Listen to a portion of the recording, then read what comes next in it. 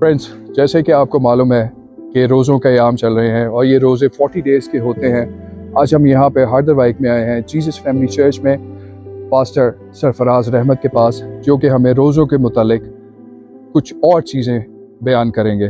तो चले आइए चलते हैं, लेट्स गो।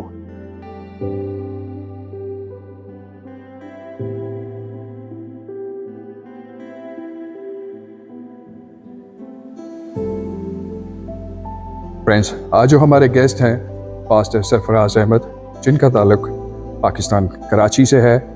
आजकल वो हॉलैंड में यहाँ पे खुदावंद की खिदमत को सर अंजाम दे रहे हैं। तकरीबन 25-26 साल से वो इस खुदावंद की रहमत को अपने कंधों पर लेकर चल रहे हैं। पाकिस्तान में बहुत काम किया, बहुत नामवर शख्सियत है। अब खुदावंद ने उन्हें हॉलैंड में भेजा है। यहाँ पे हैदराबाद जीसस फैमिली चर्च के साथ मुंसलिक हैं और उसकी खिदमत को सर अंजाम दे रहे हैं। मैं उनको वेलकम करता हूँ। पास्टर साहब, very warm welcome to you. Chat with camera. Oh, God bless you, thank you. मैं पादी साहब से रोज़ों के मुतालिक चंद सवालात करूँगा, जिसमें से पहला सवाल, भाई साहब, रोज़े क्यों रखे जाते हैं और रोज़े की अहमियत बाइबल की रूह से क्या है? Praise the Lord, hallelujah. रोज़ा बाइबल की रूह से दरअसल क्रिश्चियन जो रोज़ा है उसके मतलब, जैसे कि हम पाकिस्तान में भी रहते थे और अब यहाँ पे भी रहते हैं, हमारा जो कल्चरल वैल्यूज़ हैं उनके हिसाब से अगर हम देखें तो जो रोज़ा हम रख रहे हैं इस वक्त, जो हमारे पाकिस्तान में रोज़ा रखा जाता है, खुलवाए भी जाते हैं, रोज़े रखे भी जाते हैं, उसका मतलब ये होता है कि आप रोज़ा जब रख रहे होते हैं तो दूसरों के कल्चर को देखकर आप उसको अपनी बिब्लिकली टर्म्स के अंदर अडॉप्ट कर रहे होते हैं। दरअसल हमें वो रोज़ा रखना है जिसके लिए आपने सवाल किया कि बिब्लिकली रोज़ा क्या है। बिब्लिकली रोज़े के लिए जो बाइबल मुकद्दस में हमें जो मिलता है वाक़या मत्ती की इंजील में, और उसके 6 बाब की 14वीं आयत से मैं आपके लिए खुदा के कलाम से तलावत करता हूँ। यहाँ पे खुदा के कलाम में रोज़े के मुतल्लिक़ जो बाइबली बयान है, हम उसको देखते हैं कि रोज़ा दरअसल क्यों रखना चाहिए और उसकी क्या अहमियत है। और जब तुम रोज़ा रखो तो रियाकारों की तरह अपनी सूरत उदास ना बनाओ, क्योंकि वो अपना मुंह बगाड़ते हैं ताकि लोग उनको रोज़ादार जाने। मैं तुमसे सच कहता हूँ कि वो अपना अजर पा चुके। बल्कि जब तू रोज़ा रखे तो अपने सर में तेल डाल और मुंह धो, ताकि आदमी नहीं बल्कि तेरा बाप जो पोशीदगी में तुझे देखता है तुझे रोज़ादार जाने। इस सूरत में तेरा बाप जो पोशीदगी में देखता है तुझे बदला देगा। दरअसल ये जो पैसेज है, इसका जो कॉन्टेक्स्ट है, ये 3 दफ़ा मुख्तलिफ चीज़ों को जो है वो उजागर करके बताया गया। जैसे एक खैरात के बारे में, एक दुआ के बारे में, और फिर एकदम से रोज़े के बारे में बताया गया। और तीनों दफ़ा एक लफ्ज़ यूज़ किया गया है, जब तू दुआ करे, जब तू खैरात दे और जब तू रोज़ा रखे। इन तीनों बातों में पोशीदगी का बड़ा जिक्र है कि अगर तेरा दाहिना हाथ देता है तो बायां ना जाने, और अगर तू दुआ करे तो अपनी कोठरी का दरवाज़ा बंद कर और पोशीदगी में जा, और बाप तेरा जो पोशीदगी में तुझे देखता है बदला देगा। अब तीसरी बात, खुदावंद ने जब ये सारी बातें जो मैंने आपके सामने पढ़ी, यीशु मसीह डायरेक्ट कलाम कर रहा है, ठीक है।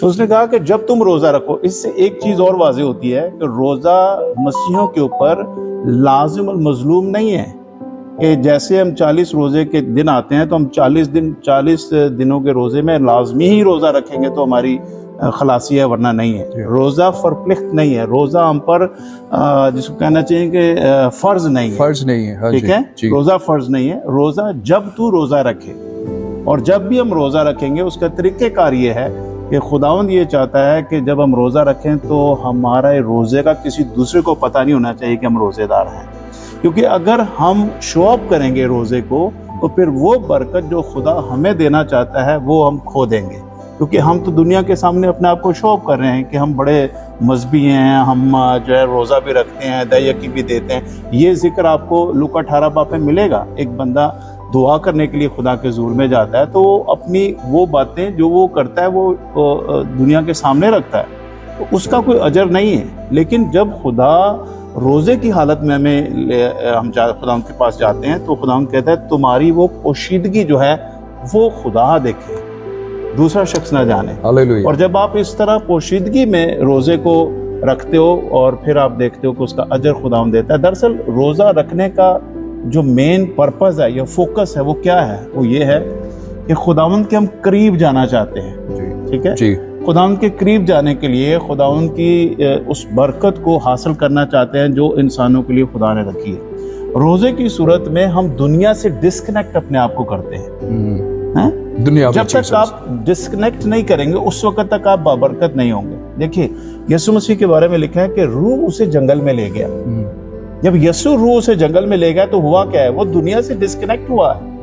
और जब जब यीशु दुआ करने के लिए गया है वो लिखा है पहाड़ पर अकेला दुआ करने के लिए चला जाता है, और जब नीचे आता है फिर वो पब्लिक को एड्रेस करता है।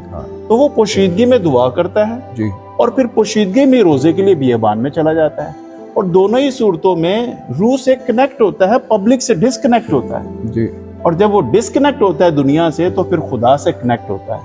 रोजा दरअसल हमें वर्ल्ड से डिस्कनेक्ट करता है, खुदा से कनेक्ट करता है, और फिर उस सूरत में खुदा और हमारी जो मुलाकात होती है खुदा हमारी रूह में अपना मुकाशफा उतारता है।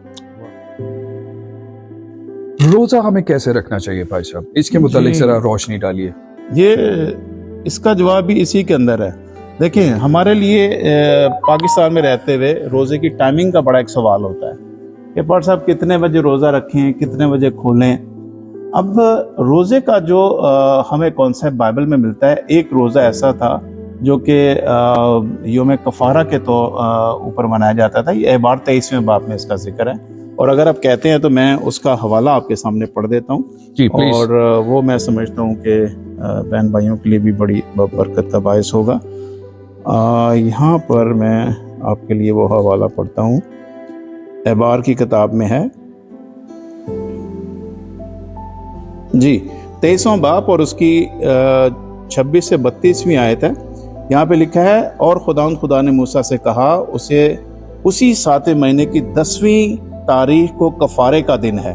उस रोज तुम्हारा मुकद्दस मजमा जमा हो और तुम अपनी जानों को दुख देना और खुदा के हुजूर आतशी कुर्बानी गुजराना। तुम उस दिन किसी तरह का काम ना करना, क्योंकि वो कफारा का दिन है जिसमें खुदा के हुजूर तुम्हारे लिए कफारा दिया जाएगा। जो शख्स उस दिन अपनी जान को दुख ना दे वो लोगों में से काट डाला जाएगा।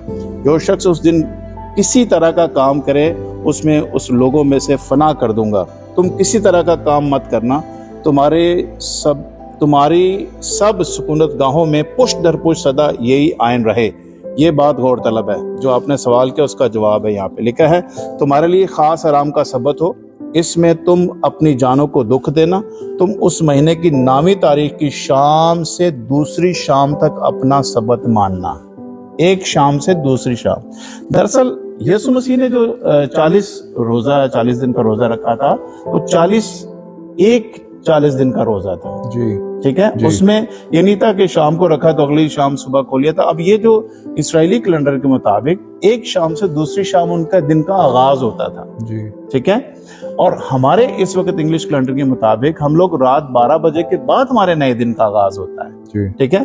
तो आपने देखा होगा हमारे कल्चर के मुताबिक जब हम रोजे रखते हैं तो हम लोग शाम को 6-7 बजे रोजा खोल लेते हैं, फिर रात 12 बजे तक खाना खाते हैं जी। और उसके बाद फिर खाना 12 बजे के बाद हम लोग रोजा बंद कर देते हैं, फिर अगले दिन शाम को फिर खोलते हैं जी। तो इस तरह से हम रोजे की रूटीन में रहे हैं जी। लेकिन ये जो एक शाम से दूसरी शाम है इसका मतलब है 24 घंटे। जी।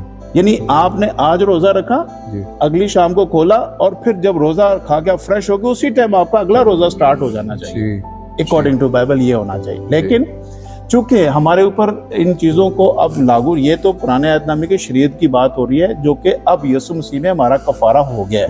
Praise the Lord. Praise the Lord. अब हमें इन चीजों की जरूरत है नहीं है। लेकिन अगर हम खुदावंद की कुर्बत में बढ़ने के लिए रोजे का सहारा लेकर और एक मैं समझता हूं एक अलैदगी इख्तियार करके खुदा से अपने रिश्ते को और ज्यादा मजबूत करना चाहते हैं तो उसमें कोई बुराई भी नहीं है। मैं खुद भी रोजे रखता हूँ और दुआ भी करता हूँ और मैं कभी भी रोजे की लेंथ पे गौर नहीं करता। मैं ये देखता हूँ कि रोजा रखते हुए मैं खुदा के साथ कितना ज्यादा कनेक्ट हुआ हूँ, मैंने दुआ कितनी की है, मैंने गीत कितने गाए हैं, मैं सारा दिन किस हजूरी में रहा हूँ, मैंने किस तरह कलाम को पढ़ने के बाद उसकी मेडिटेशन में कितना वक्त गुजारा है। तो मैंने ये चीज महसूस की है कि जब रोजा रख के आप ज्यादा से ज्यादा कलाम पढ़ते हैं, वर्शिप करते हैं, मेडिटेशन में रहते हैं, खुदा की कुर्बत का एहसास आपको मिलता रहता है, रोजे का सही कॉन्सेप्ट आपकी जात में पूरा हो जाता है। आमीन। फिर टाइमिंग का तो कोई मसला ही नहीं रहा। नहीं, लेकिन अब प्रॉब्लम ये है, वैन भाई रोजा रख लेते हैं 24 घंटे, उसके बाद गनूदगी आती है, सुस्ती आती है, बदन में कमजोरी आती है, फिर हमें नींद आती है, फिर हम सोते हैं खूब। कई तो फिल्में लगा के टीवी देखते हैं, फिल्में लगा के अपना वक्त गुजारा करते हैं किसी तरीके से मेरा रोजे का टाइम पूरा हो जाए। नंबर 1। नंबर 2 पर हम ये देखते हैं कि हम किसी के रोजे खुलवाने और खोलने के चक्कर में पड़ जाते हैं। आज उन्होंने हमारा रोजा खोला है, आज कल हम उनका रोजा खुलवाएंगे। तो ये हमने चीजें अडॉप्ट की हैं। ठीक है, तो ये जो चीजें अडॉप्ट कर रहे हैं बाहर से और बिब्लिकली लाके उसको उसमें फिट कर रहे हैं, इस तरह के रोजे हमें कभी भी खुदा की कुर्बत का एहसास नहीं देते।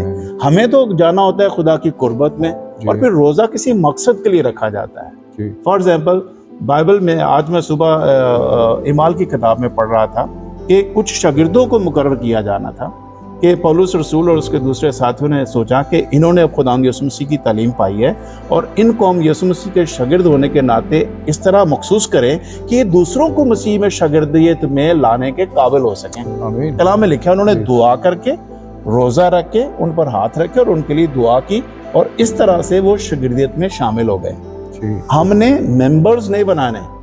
यहाँ मैं आपको एक और चीज बता दूं, जीसस फैमिली चर्च हॉलैंड ने जो आगाज किया, ये एक मिशन चर्च है। यहाँ पर शागिर्दियत पे काम होता है। जितने भी यहाँ पर बहन भाई आते हैं वो सब के सब यहाँ पर खुदावंद यीशु मसीह के शागिर्द होने के लिए तैयार हो रहे हैं। आमीन। और जीसस फैमिली चर्च का ये पहला साल है, और पहले साल में जीसस फैमिली चर्च के अंदर 14 बाइबल कॉलेज के स्टूडेंट अभी हमारे पास ऑनलाइन जो स्टडी कर रहे हैं, PMI बाइबल कॉलेज के साथ लिंक हो गए जी। और आने वाले 1 साल में इन लोगों को ग्रेजुएट किया जाएगा, जो कि 1 साल की स्टडी के बाद सर्टिफिकेट होगा, उसके बाद डिप्लोमा होगा और फिर उनकी BTH की स्टडी होगी। ये हम क्या कर रहे हैं, ये हम 1 साल का रिजल्ट आपको बता रहे हैं। जब ये बच्चे खुदा में कनेक्ट हो जाएंगे, ये शागिर्द बनेंगे जी। और ये फिर आगे शागिर्द बनाएंगे। इस तरह की तालीम से हम रोजे की अहमियत को भी समझेंगे, अपने आप को दुनिया से अलग भी करेंगे, और इस तरह की मिशन चर्च अगर खुदा हमसे जो है उसमें काम करवाए तो मैं समझता हूँ हम सही डायरेक्शन पे काम करेंगे, और इस तरह से हम कलीसिया के लिए बरकत का बायस बन सकते हैं और ग्रेट कमीशन के लिए कारआमद साबित हो सकते हैं। Hallelujah, hallelujah, praise the Lord. भाई साहब जरा इस पे रोशनी डालिए, क्या रोजा रखने से हमें सब्र मिलता है और ईमान में बढ़ने का सबब भी बनता है? आमीन। हमारे व्यूअर्स को बताइए प्लीज।